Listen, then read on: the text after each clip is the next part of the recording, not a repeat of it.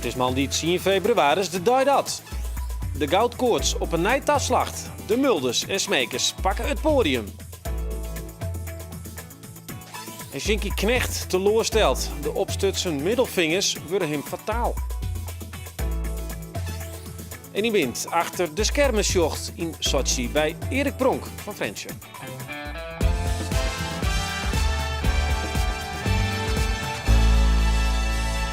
Heel goeioen en welkom bij Bient. Martin Knossen is aanst op reportage in Haas bij het Ierdewerkfabriek. En wij willen in de weken van Valentijn de herten van mensen iepenje, maar verhalen over de liefde. Ik heb er hele tijd aan. Ja? Ik durf het gewoon naar de zee zien.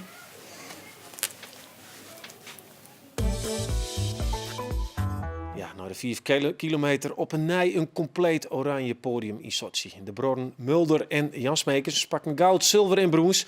Hoe mooi ook van Jan Smekers, die werd het in snit, ziet er een bijsmaakje aan. Hij miste het goud op 12.000ste van een seconde. Roeland Vries die vond Smekers op naar Arin van de race. Jan Smekers, hoe heb jij deze heroïsche wedstrijd beleefd? Ja, dat is een hele grote anticlimax. Ik had gewonnen volgens het scorebord en 2 minuten later word je toch tweede. En, ja, dat kan ik niet goed uitleggen, nee. Die 5 seconden waar het volgens mij om ging, toen jij over de finish kwam. Kun je uitleggen wat er toen in je hoofd zat? Pardon? Wat er toen in je hoofd zat, wat dacht je op dat moment? Nou ja, dat was gewoon blij en daarna was het gewoon heel kloten. Ja, zo simpel als dat. Precies. Maar had je van tevoren misschien wel getekend voor een zilveren medaille? Nou ja, ik kom hier gewoon nog heen om te winnen. En zeker op deze manier wil je niet verliezen. Maar, ja, is er iets van toch nog blijdschap of is het alleen maar teleurstelling op dit moment? Op dit moment puur teleurstelling. Het gaat gewoon om die gouden medaille en dat weet ik. En dat weet iedereen. En, zeker op de manier waarop. Ik heb er alles aan gedaan, dus daarom kan ik mezelf niet zoveel kwalijk nemen. Maar ik had toch graag gewonnen. Dankjewel, succes. Ja, in Raalte binnen wen het die snits. En we vinden het spietervarm, maar het bent eigenlijk een beetje gruts. Want zilver is toch wel heel mooi. Ja, vierde wie het een verskworrend spannende dag. Hier in de krekkelevens, die Olympische Spelen, die wien echt pittig joet. Want Jan Smekers helpt dus net. Maar ook voor shorttrekker Shinky Knecht van Bantekeer wie het een hele spannende dag. Hij koerde hege verwachtings, die we toch van hem hier net wie een maatje. Hij wie te benauwd om risico's te nemen. Shinky Knecht, maar is het dat dit een enorme baaldag is? Het wordt gewoon net lukken en voor de rest kijk ik weinig precisie. Ja. Wat laat je dan? Ja, ik weet het net, de spanning en zo wel zitten. Shinky is nooit zenuwachtig, maar ik heb het jullie wel merken. Is het echt zenuwachtig, ja? Nou ja, echt zenuwachtig. Ik weet net, er stond wel een bepaalde druk op. Hè. Ik weet gewoon alles wat ik doorgehoord. Ik werd onder een vergrootglas gegooid, hè. Net ten opzichte van de pers, maar gewoon meer ten opzichte van de jury en al dat soort dingen natuurlijk. Maar dat gebeurt met die vingers. En dat ziet me gewoon een soort in de holle. Zit hij dat heeg? Nou, het zit me net heeg, maar ja, neem het wel mij en ik weet gewoon, ik hoef maar iets te doen. Of ik hoef maar in één conflict te komen met geen vet wat ik dingen heb. Waar merk je dat dan? Ja, dat weet ik niet, maar dat denk ik gewoon. En ik moet dat waarschijnlijk net denken, maar ik denk het wel constant. En dat bij de eerste rit vooral vrij duidelijk dat ik gewoon heel voorzichtig ben. Hij lijkt zich nog helemaal niet druk te maken. Hij ligt nog op 4 en dat is niet voldoende. Gaat Takamido nog gepasseerd worden door Shinky Knecht? Het antwoord is nee. En wat is dit een enorme teleurstelling. Wellborn 1, Confortola 2, Takamido 3 en Shinky Knecht komt als 4e over de streep. Want laten we inderdaad even naar de eerste rit gaan. Ik twijfel een beetje. Wordt hij nou bewust 4e omdat hij zegt dat er een kwalificatiefout voor je maken weer? Of has gewoon mazzel hoor? Nou ja, ik zeg wel dat er x aantal dingen gebeuren voor me wat naar mijn inzien net door de beugel komen. Nee, dat zie ik op lieken. En ik ben gewoon aan het sliepen. Ik sliep er net, maar ik zit gewoon net op de juiste plek. Hoe kan het dan? Ik weet het net. Normaal dan knal ik op buiten om. En dan kom ik buiten om en dan doe ik het gewoon goed. En ik ging nou buiten om en dan springt er weer intussen en springt er weer intussen. En op een gegeven moment rijd ik 3 rondjes lang 4 meter rond de blokken. Terwijl de baan 111 meter is, maar ik maak er rondjes van 150 meter van. Dus ja, dat is weer van die dingetjes. Shinky, nou jij, laat het zien. Doe nou eens mee in deze strijd. Maar voorlopig kijkt hij alleen maar toe. Dat doet Knecht vaak lang. En hij is nooit te bang om heel lang te wachten. Stalen zenuwen heeft hij. Hij kan wachten tot het laatste moment. Maar we zitten op 1,5 ronde van de finish. Daar komt de bel. En Shinky Knecht zal nu toch echt 1 van die 2 moeten passeren. Helmlijn ligt vooraan, die gaat hij niet meer pakken. Maar pakt hij Welburn nou? Knecht, het is nu of nooit op de 1500 meter. Het lukt niet, hij gaat naar de B-finale. Het was mijn Jood gewoon net gunt. Dus ja, de B-finale, ik wil je gewoon letterlijk in de laatste bocht onderuit schoffelen. Nou ja, kijk, ja, daar kan je verder niks, daar kan ik niks aan doen. Ja, maakt dat dan nog wat uit aan die... Het zit helemaal niks. Ja, B-finale, ik ging ook hem naar Wong hier achter worden. Nee, ja, jammer dan. Hè? Hoe is mijn emoties, jongen? Kijk, ja, prima, hè. Wijntje gaan we weer. Volbak. Ja, dat is altijd zo nuchter, maar in dit geval... Nou ja, het is toch gewoon gelijk even noos, hè? Ja, lees de vraag wie dat. Ja, hij is de technische spin in het web in Sochi. Als we naar Studio Sportwinter sjurren en de Bing in beelden, dan is het zijn schuld. Dan leidt dus flink wat druk op Erik Pronk uit Frencher. Als productioneel leader is hij verantwoordelijk voor alle techniek van de NOS in Sochi.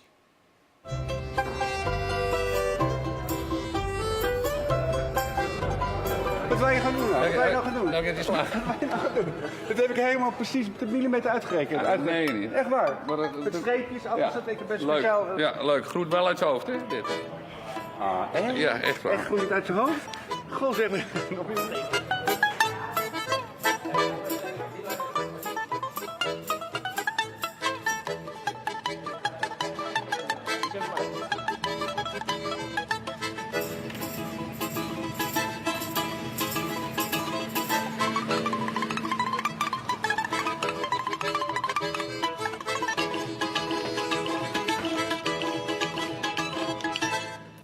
We zijn bezig de leggen de hond te lichten op de dingen. Oké. Ik ben al van artiest, die ben wel bezig. Karin. Dit is waar het gebeuren gaat. De tafel waar Dionne de Graaf aan zit. Nee, Henry Schut. Oh, Henny Schut zit Ja, hier. Dionne Oké. zit in het stadion. Ah, oké. En Henry zit hier met Erben Wennemars. Ja. En met een soort gasten. Alle dagen weer een beetje muziek erbij. Hè. Er komt wat uit het Holland Heinekenhuis hier rennen. En met die twee zullen wij zijn twaan, zeg maar, leading wijzen in deze show. Een lege accu. Is die van... Maar van wie is die? Die is toch van... Hij is die van Holland Heineken. Nou, dan moet je er even heen lopen. Alles. Ja, Ja, hè? ja, van alles tot gewoon, waar is de wc, tot wat voor lens heb ik nodig, regel ik voor de jongens. Hoe moet ik sliepen, waar sliep ik, waar moet ik eten, hoe let me eten. Nou, eigenlijk alles. Ik ben een beetje de huid en mem van die jongens en, ja, en leidinggevende. Dus ik ben eigenlijk bij alles niet op locatie. Dat vind ik belangrijk, hè, meestal, maar ik weet dat ze veilig ontwerkt zijn. Nou, dit is hier het heilige der heiligen. Hier gebeurt het. Dit is de regiemooi. Hier zit de regisseur, de schakeltechnicus, al technisch personeel die het eigenlijk de hele wijn draaiende horen. Dit is de regiewand. Hier komen alle signalen binnen die wij nodig hebben. Signalen vanuit het IBC, dat is een centraal punt van de Olympische Spelen, waar alle signalen binnenkomen en weer gedistribueerd worden naar verschillende punten. We staan hier achter de auto met twee grote aggregaten, stroomaggregaten. Dat is al een redundant systeem, dus we draaien op één, zo één het begin. Dan schakelt automatisch het orenaggregaat over, dat we nog steeds live zijn. Mocht het dan nog een keer met het tweede aggregaat misgaan, hebben wij op de verbinding hier nog 4 hele dikke accu's staan. En die horen de verbinding oerijn en een deel van de wijn. Dat nemen wij de rode rail, zeg maar. Dat zijn dan 1 of 2 camera's die dan nog schakelen worden kunnen. Er gaat nog een stuk audio, gaat er dan mooi. Dus eigenlijk het minimale aan techniek wat je nodig hebt om een uitzending te maken, blijft dan nog ongeveer een kwartier, 20 minuten in de lucht. Een soort van backup. Dat is de backup van de backup Ja. van de backup. Ja. Keer voor jou. Het mag net verkeerd Het gaan mag zelfs. net verkeerd in. Er bent Gebeurt dat zoveel- wel eens? Nee. Echt Nee, wel gebeurd? nee, het heeft mij nog nooit gebeurd. Dat is kwaliteit, hè? Ja. Dat klopt. Ja, het is geen hout, maar dat klopt wel even af. Sneu vriend ik weer waarom, dan ging ik snel even naar huis. Een Frencher. Naar Friendship, naar sokken, naar onderbroek en naar kleren ophellen. En dan vertrek ik maandje alweer naar Istanbul. Dan hebben we natuurlijk Brazilië, het WK. Daar kies ik nog in. Nou, als het doet is, ging ik daar nog in. Dat zit nog in de offertepen. Maar wacht even, dan kies... Oké, Sochi, Istanbul, Londen, Parijs, daarna Brazilië. Ja. Als ik voor jou ben, je dat krijgt. Ja, Ja. Dus die zin van wie is die man die op snijden zijn vlees komt te snijden? Wie is die man op Skype die, die u vertelt hoe het vlees snijden moet? Nee, maar vind je dat net verveeld? Nee, dat is toch hoe het bloed stroomt werd net geen kan. En ja, ik heb wel eens saai, hè, van ik zie je een baan in de buurt en ik kom bij me zeggen, doe het alsjeblieft net. Dus de eerste 3 maanden is dat leuk en dan word ik strontverveeld. Dus dan ben ik altijd blij dat ik na de vakantie kan werken, maar dan ben ik net een griet. Dus ik moet verder, ik moet vlingeren. Ja, dat is... Ja, zo zit ik nu in Griemenkoor en ja, ze hebben vrede. Ze ben ik net oorswentje. Oké. Ze weten ze hebben er ook voordeel van, hè. Als ik een concert doe van Borsato of welke artiest dan ben ik altijd backstage, hè. Dus dan krijgen ze de passen, dus ze hebben het voordeel er ook van. Dus en voor wat hoort wat. Dus, Oké, Erik, bedankt en ja, succes met al die reizen. Dankjewel. Jongens, bedankt. Ja, Erik rond het squadplein. Ja, even heel wat oors. In de weken van Valentijn gaat Miranda Werkman op zoek naar het antwoord op de vraag: besteedt wieren leefde? We beginnen bij het begin. De band van de groepen 2 en 3 van de basisschool De Skekel in Sijsbjerm vertellen iepen oer haar leeftesleven en de problemen die erbij waren.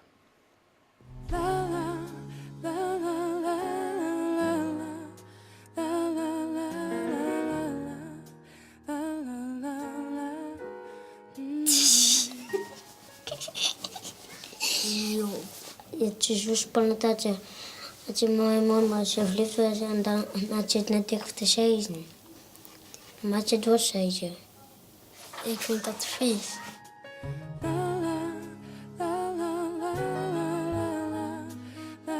Wil je later ook trouwen?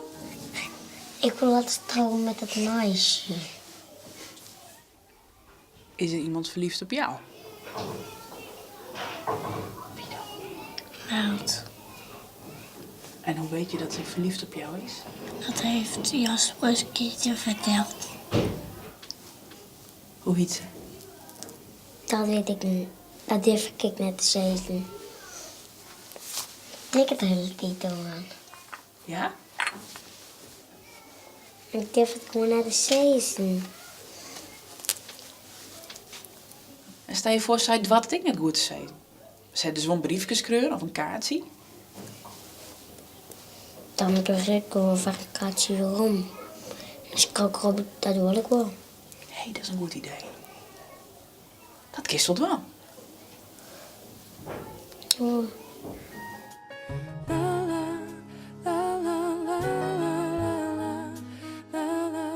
Nee, ik ben wel op iemand verliefd, maar dan niet op Sanne. Ik ben op een andere. Vind ik gewoon vies. Ja, ik ook. Ik ben altijd verliefd op Rex Roldaan. En is Rick verliefd op mij? Nee. Ik geef altijd hartjes aan Rex. Rex is ik op iemand verliefd. Oh, ik nog? Ja. Op 2 jongens.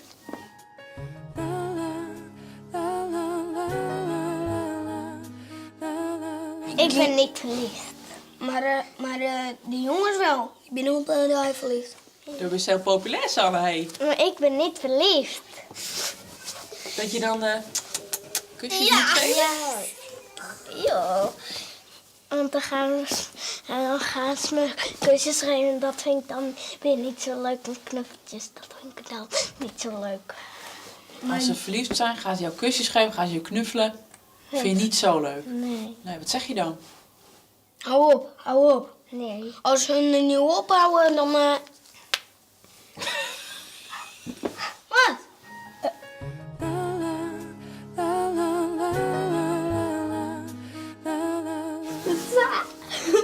Zo niet. Nee, zo. Oké. Verliefdheid. Kijk. Wil jij komen? Ik? Ja. Jawel. Moeten wij niet dit doen, maar een handje geven? Maar ik even een ring broeken? Ja. Dan trouw ik je hem, ja? Zij zegt Wietse. Neem sto. Sanne. Tot uw vrouw. Beloof staat als het leer voor haar best. Ik zeg maar even een huwelijk. Was dat ik wel? Nou, dan was toch de ring bij Sanne om dan.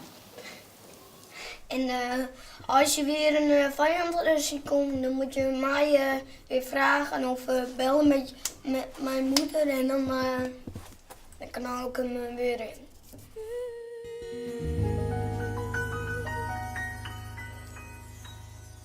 Och, dat belooft toch wat. Ja, morgen we of pubers leeuwen in een eeuwig en gelukkig leven voor altijd. En leefde voor altijd. Ja, op het plak van het oudste Iederwerkfabriek in Friesland worden plannen maken voor een nieuwe publieksloeker. Uw verste gast Martin Crossen ging naar de initiatiefnemers en dat is de familie Oswald. Zij zijn al meer dan 30 jaar eigenaar van het Iederwerkfabriek in Haas.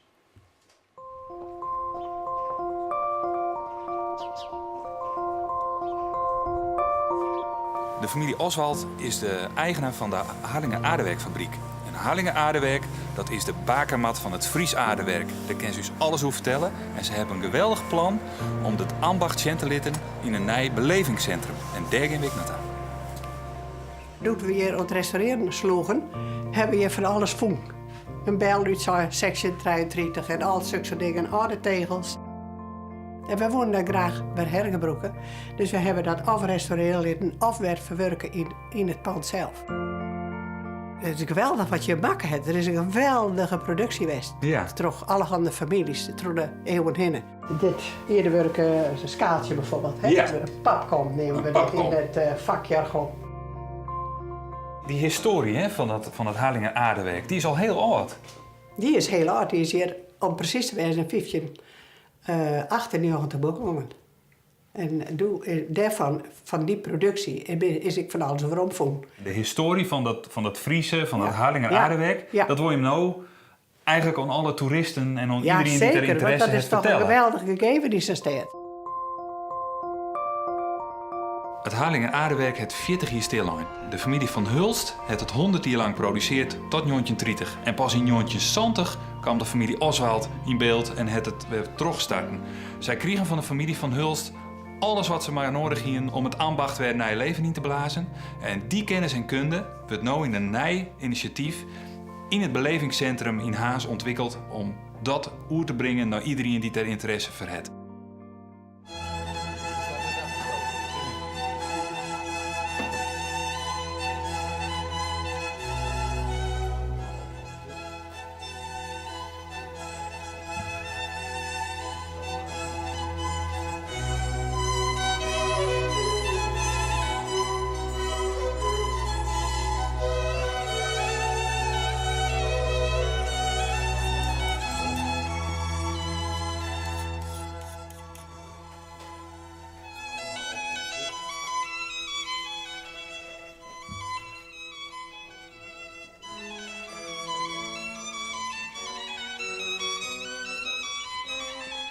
Nu wij alle kennis en kunde teruggebouwd hebben in de afgelopen 40 jaar, is het nou tijd om dit cultureel erfgoed definitief vast te leggen en publiek toegankelijk te maken. Omdat wij de enige locatie op dit moment nog binnen in Friesland en in Nederland waar het ambacht nog van begin tot eind volledig beoefend wordt.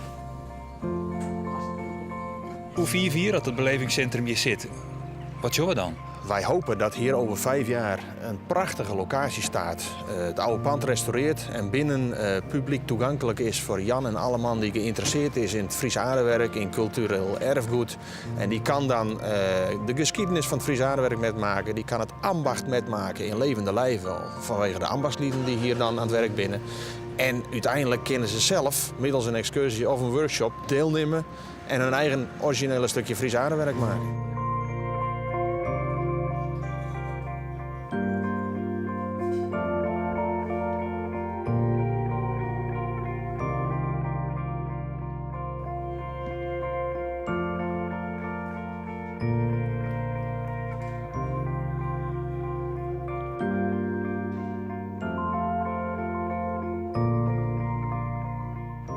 Elke provincie doet zijn best om toeristisch zichzelf te verkepen.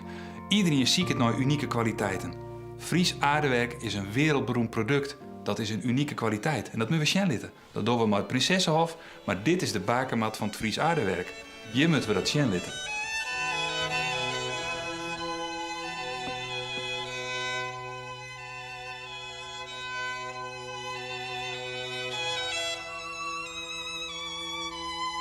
Wij binnen zelf bij Belutsenrakke eind vorig jaar, maar de vraag of wij hen helpen kunnen om het plan vorm te gaan en om de restauratie van het pand uit te zien hoe dat organiseerd moet.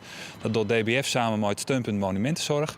De provincie Friesland, de gemeente Haas en de Koninklijke Nederlandse Heidemaatschappij die vinden dat heel belangrijk. En die steunen dat proces ik met de nodige financiën, want dat kost natuurlijk geld. De bedoeling is dat het concept van hoe we hier het ambacht is maar en de oude productie van het Fries aardewerk zien laten worden, dat we dat goed uitdenken met elkaar en dat we ook de haalbaarheid, die financiële zin daarvan onderzoeken. En wij staan hier in het Hannemahuis voor een tableau en eigenlijk is dit de basis van wat we daar zien laten worden, hè? Ja, dit is eigenlijk het mooiste voorbeeld en ook het mooiste tableau in Nederland wat beschrijft hoe de tegelfabriek in de 18e eeuw functioneerde. En al die ambachtelijke handelingen die hier op te zien binnen, die voeren wij nog dagelijks uit. En dat maakt het uniek. Nou, hier zie je bijvoorbeeld wat we dan noemen de aardewerkzolder. Dus hier worden de borden draait, de pottenbakkers. Die worden door jonkjes die naar de droogrekken gebracht. Dus hier staan allemaal gedraaide schotels en borden. Staan hier te drogen, te wachten, totdat ze uiteindelijk de oven in kunnen. Dat ze glazuurd kunnen worden en dat ze beschilderd kunnen worden. Ik denk dat de kunst is om ieders belang daarin zo goed mogelijk te combineren. Hè. De oerriet heeft een belang dat je werkgelegenheid blijft, dat er yield deze kant op komt. Dat mensen hier naar tak komen voor het unieke van Friesland. Dat zijn alle verschillende stukjes, maar dit is een pareltje wat we volle meer uitnutten kennen. Want er gebeurt eigenlijk nog wat te weinig mee. Nou, je laat een unieke kans, maar deze familie die zich daar eigenlijk voor iepen stelt. En natuurlijk zit er wel wat een commercieel belang achter. Maar dat is een goede drive, denk ik, om dingen op een goede manier voor elkaar te krijgen. Dus daar staan wij helemaal achter. Ja, en dan over 4 uur moeten de toeristen naar het belevingscentrum komen kennen. Dit is Bient voor jou. Graag ontmoeten voor een nieuwe Bient en van nou nog een hele noffelijke jong verder.